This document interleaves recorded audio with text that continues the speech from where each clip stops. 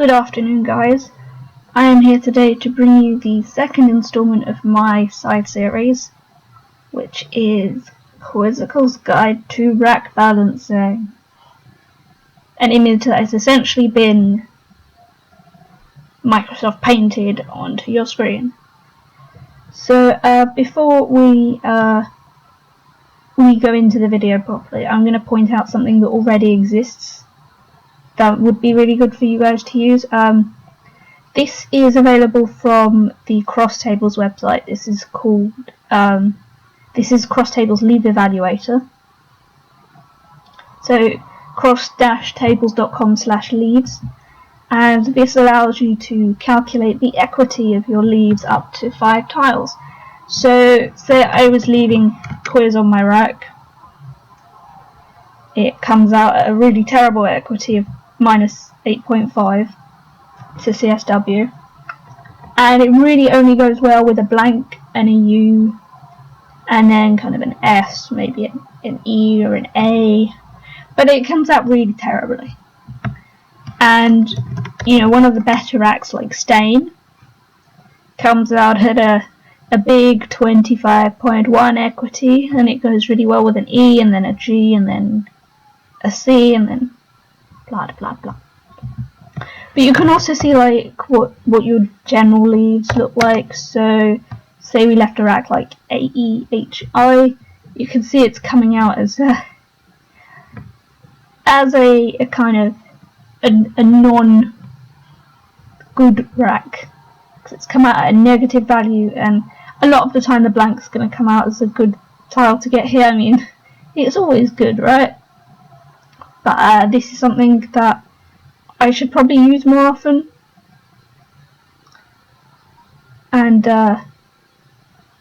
I think you guys could probably benefit from it a lot too. So on to Qwizical now.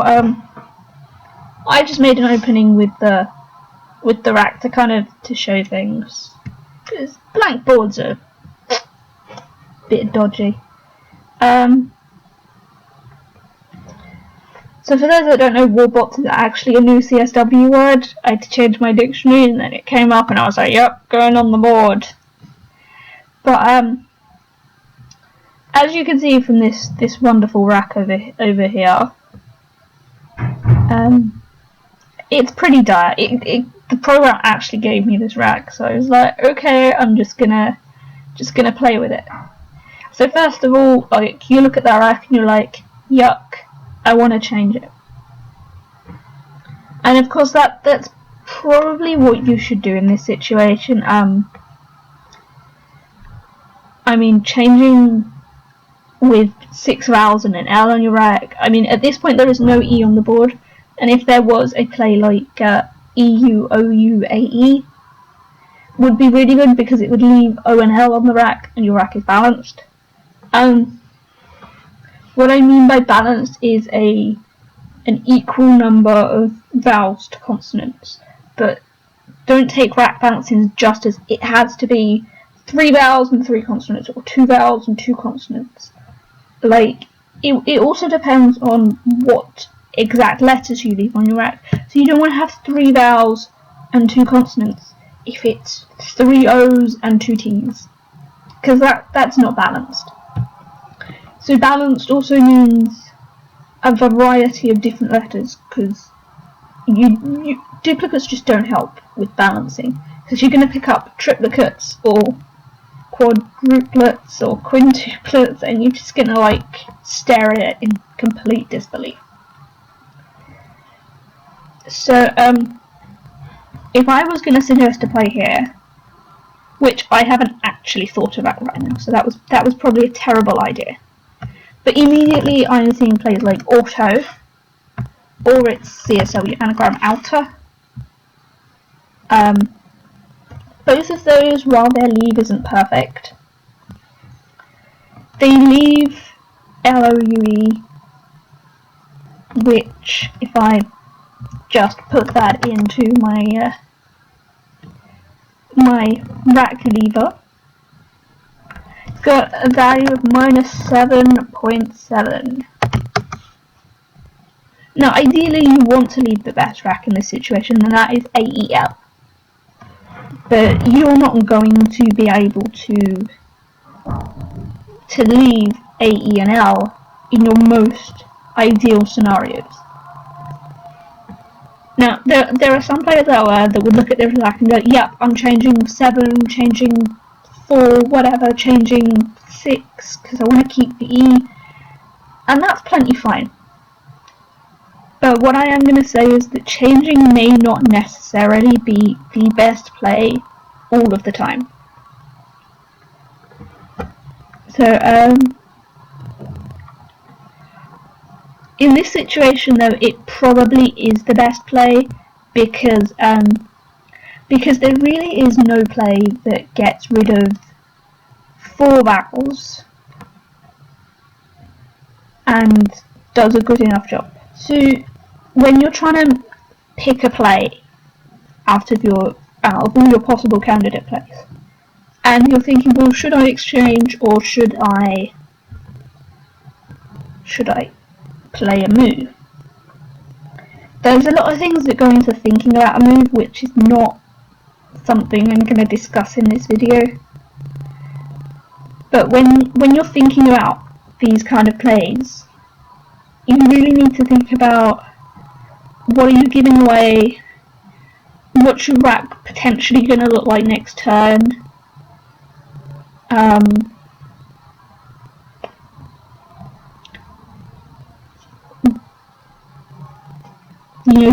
does the play create massive instability on the board and a loss of control? Can you maximize the typical openings that these kind of plays make? Because that's probably the other thing that that playing moves from kind of this racks involves a lot of low scoring open plays, and typically you may not want to make those plays. So you really want to give it a lot of thought. I mean, I'm one of those players that rarely makes exchanges, and I don't like exchanging, but when I look at this rack and look at the letters on the board, none of these 7 letters on this board allow me to adequately get rid of these 4 problematic vowels right here. O-O-U-U. L. Well, L is not really problematic, but O-O-U-U. And I would much prefer to get rid of O-U-U because it's pretty decent. The leave, that is. The leave is pretty decent. It's come out as a good valuation on the leave evaluator, and in the other opportunity here is playing something like luau, but at the same time you're leaving 2 O's and an E. You're relying on a consonant pickup, and that's what you don't want to do. You don't want to have to rely on picking up the right letters that are going to get you out of the situation. I mean, if luau scored, say 25 points, I could argue for it, yeah, but it doesn't, and yeah. Now, if you're learning your vowel heavy words, which you could be doing, who knows, you may have seen this candidate play, which actually is, in this case, better than exchanging. You're getting rid of 6 of your problematic tiles. You're getting rid of both the U's. Sure, you may be keeping an O, and you may be like, yeah, I don't like O's. O's are horrible. Oh no. But what you've got to remember is that it's an exchange versus, in this case, 11 points. And where you might exchange 4 tiles, in this case you're getting 6 new tiles. And you're then getting and then you're then getting some points. And the problem that I always have with exchanging is that you've then got kind of no control over your next track, especially if you exchange 7. You've kind of got even less control than if you exchange, say, 5 or 4. Now, in this case, it doesn't matter how open rouleau is. It's just a case of being able to play the tiles and make something good appear. So I'm gonna key in another rack that looks pretty disgusting. I mean, look at it. It's painful. It's so painful. So in this scenario, you've got both the W and the U on your rack. You've got an X on your rack. You know, the X is like, oh, I want to score. And then you're just looking at the rest of the rack and it's no. So first off, it's like if you're looking for the hotspots, you might see X, but the leave is terrible. It's just horrible.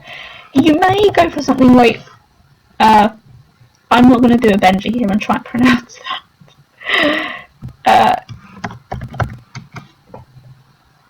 Yeah, those two Aoloi, whatever, or Aioli.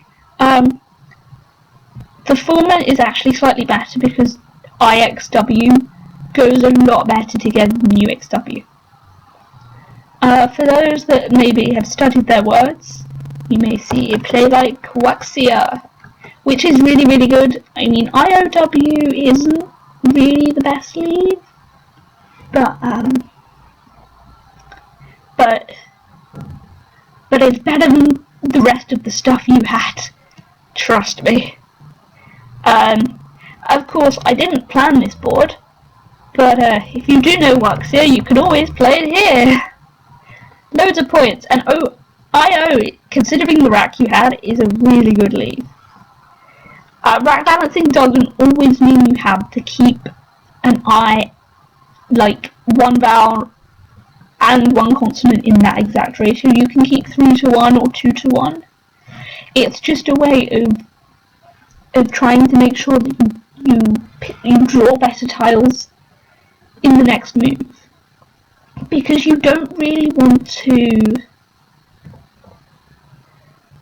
leave an imbalanced rack and then continually draw bad racks, because a lot of the time people say, yeah, I drew terrible, yeah, I did whatever, but then if you look at what kind of racks you left, you really gave yourself no opportunity to kind of draw better. You'd have to draw like super lucky to get out of a lot of racks.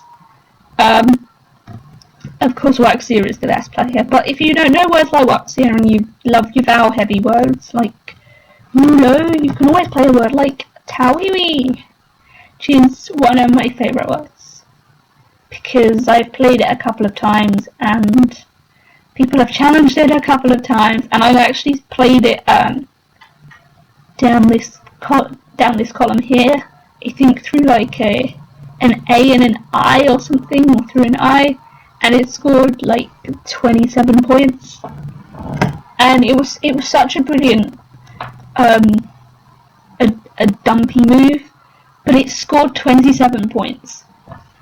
So initially some people would have looked at the rack and gone, nope, don't like it, but then loads of points. So I'm gonna set up something that you may see occasionally, and that's consonants. Because I haven't done a consonant example yet. We've had 2 vowel examples. So this one may typically be what you get. What you typically draw maybe after a bonus. You know that terrible tile fairies hate me because I've just played an inferior bonus kind of thing. Which is usually what happens. To me anyway.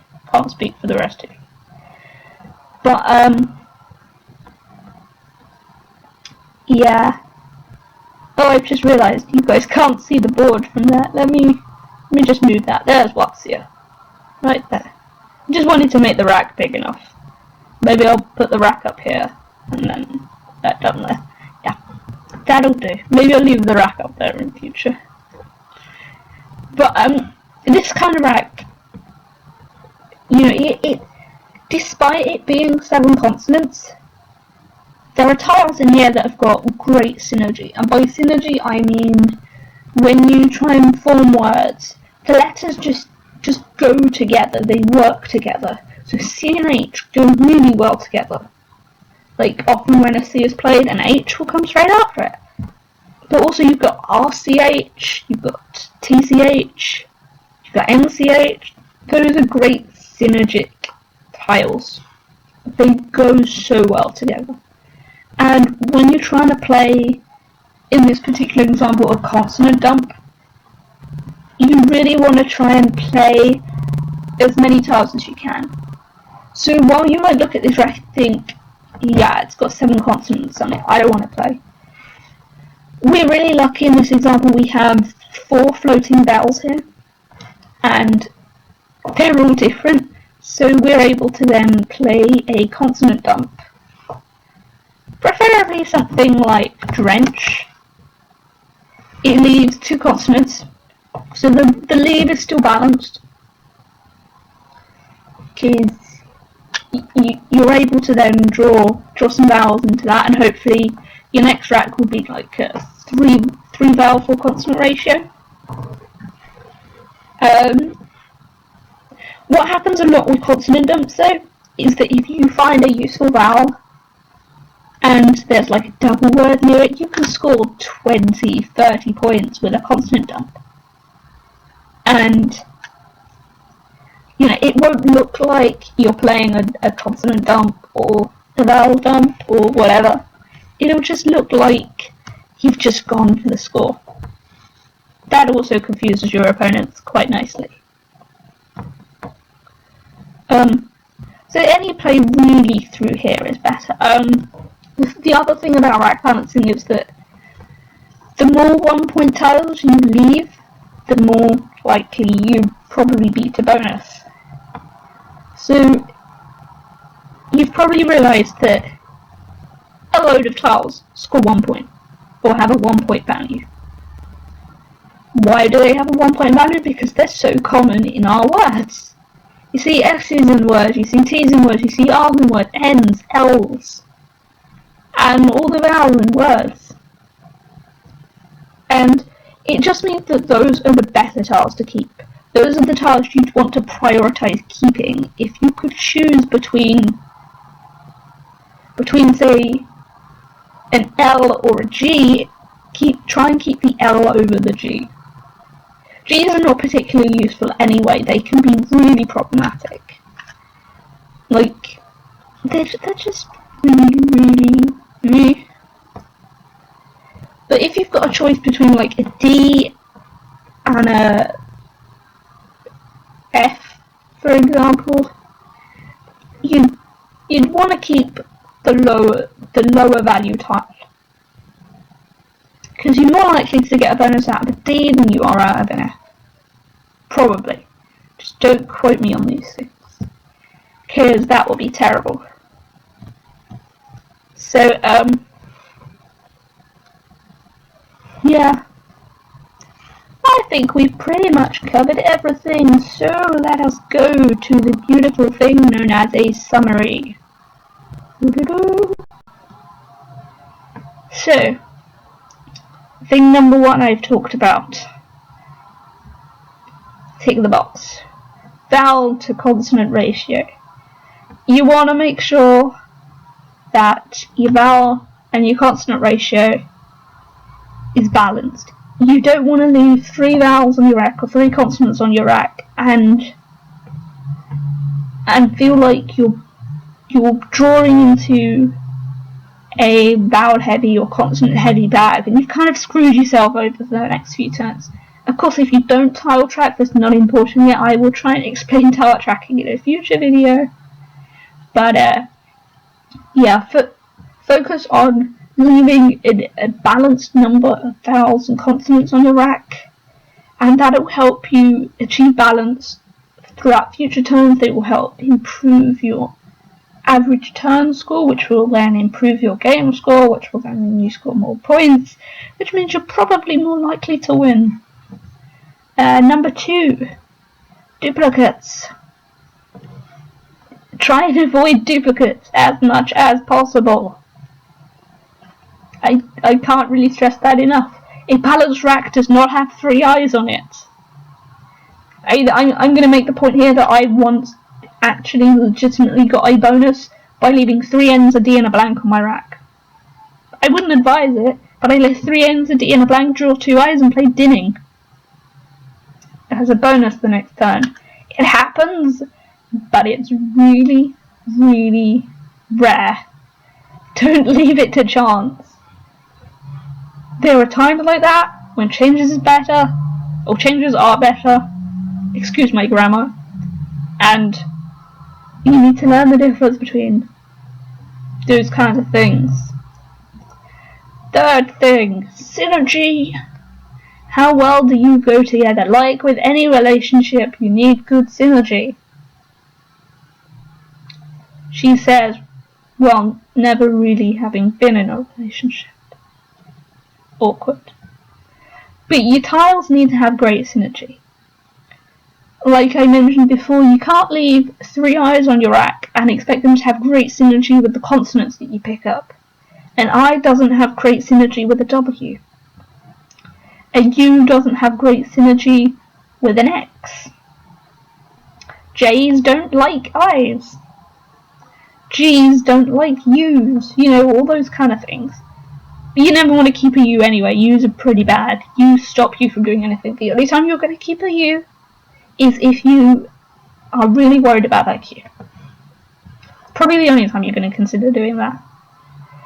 But if you learn what tiles go really well together, like I was talking about, C and H go really well together, T and R go really well together, ING typically goes really well together, but you don't see that a lot in high level games. You don't see ING bonuses because those are really hard to play. Or more hard to play generally than other bonuses.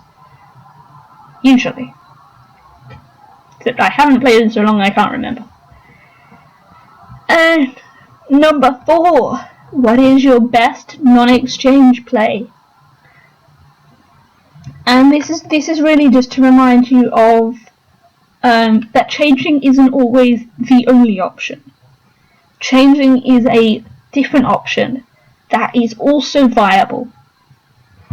Because there are some players that when it immediately becomes their turn, they're like, right, yep, changing 6, hit the clock. And they haven't really thought about what other opportunities there are.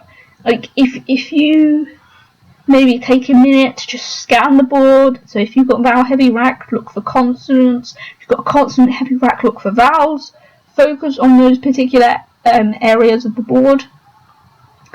And then try and work out what your best play would be if you were forced to play this rack and exchanges were not allowed.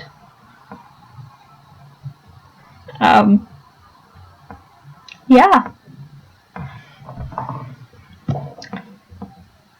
Screw those exchanges, as I will probably say.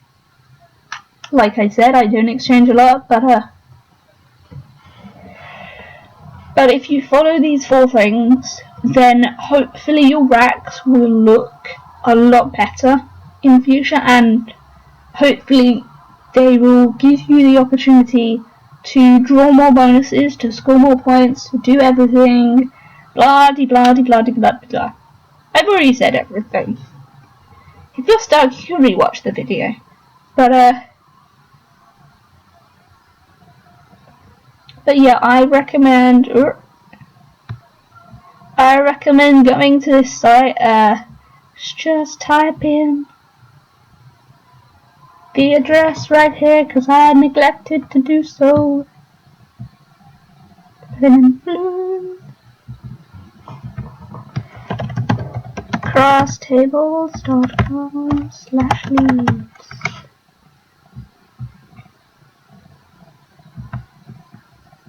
See if I can make this work. Here it is. This is crosstables.com/leaves. It'll help you evaluate all your leaves. Something that I think a lot of trees need. Trees need a leaf evaluator. But anyway, I hope you enjoyed the video. I hope that it was of some use to you. I know it's not really expert, but I hope your strategy improves, your game improves, everything goes fun, and you have some success. So I will see you guys in my next video. Bye!